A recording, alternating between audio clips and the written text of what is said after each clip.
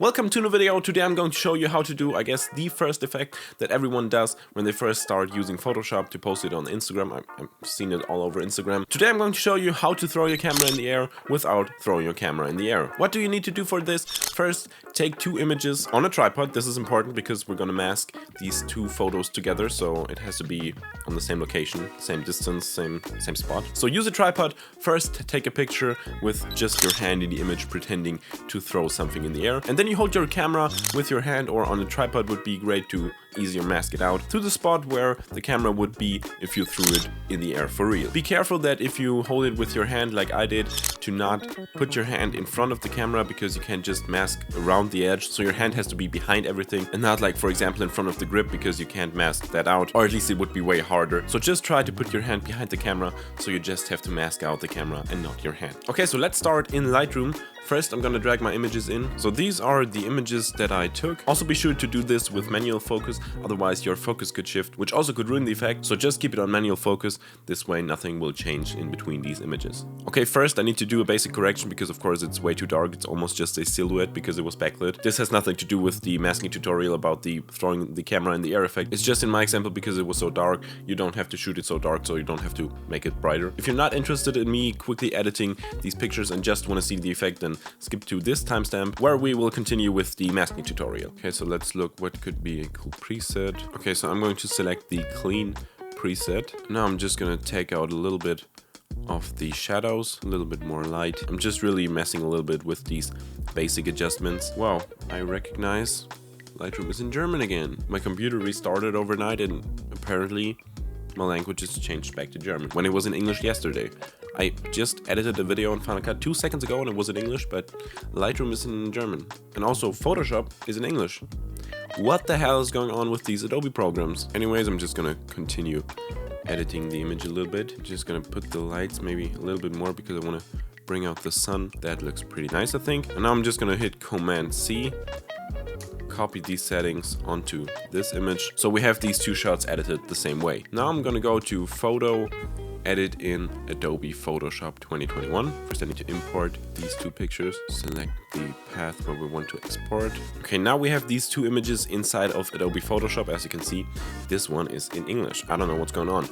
Anyways, we have the camera layer on top, and below that we have my hand. And now we just need to mask this hand out, so we have the camera above my hand throwing it in the air. So for this we don't use the eraser tool because it's destructive. We're gonna click on Add Layer Mask, which is this little dot inside of the rectangle right down in the Layers tab. Click it and now you have this thing next to the picture, which means you can use the normal brush tool on the left side to paint black and white. I'm just gonna put the size up a little bit, and when you now paint black you can kind of erase the upper layer, but if you want to put it back in, you just switch these colors, select white, and can paint it back in, which is pretty neat because it's non-destructive and you can always go back if you want to. Anyways, I'm not going to use the brush tool for now because I'm going to use the quick selection tool. Zoom in a little bit. We have selected the minus option, but we want to, of course, select the plus option. And now we can select the camera. As you can see, it's not quite perfect, but we can just make the size a little bit smaller, and then we can further select the exact edges of the camera. You can really take your time with this. The more time you'll take, the better the result will look at the end. Now when it comes to here, of course I don't want to select the hand, so I can always just select the minus option on the upper left corner and paint this edge out.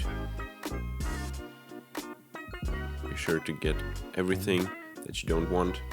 Then we can go back to the plus option. What I also don't want selected is, of course, this monitor, because I just put it out so I can hold it better from behind and it does not fall out of my hand. But for this image, we don't want it, so we're just gonna paint it out as well. Now you can see it painted out too much, but we can always just go back to the plus option, give it one more try, and then it should work better. Now this looks like a pretty good selection, so now we click on Select and Mask, which already deletes the hand and just leaves the camera in, but we still got some pretty rough edges. Of course we don't want these rough edges because it should be blended in and not look like a cutout, which is why we just feather it a little bit on the right side. About 2 pixels should be fine. Of course don't do it too much because the hand will appear again and it will look unnatural, so about 2 pixels should be fine. And if you, like in my example, have these blurred but still rough edges because it's like a hill going up and down. You can also use the smooth option, which smoothes these edges out.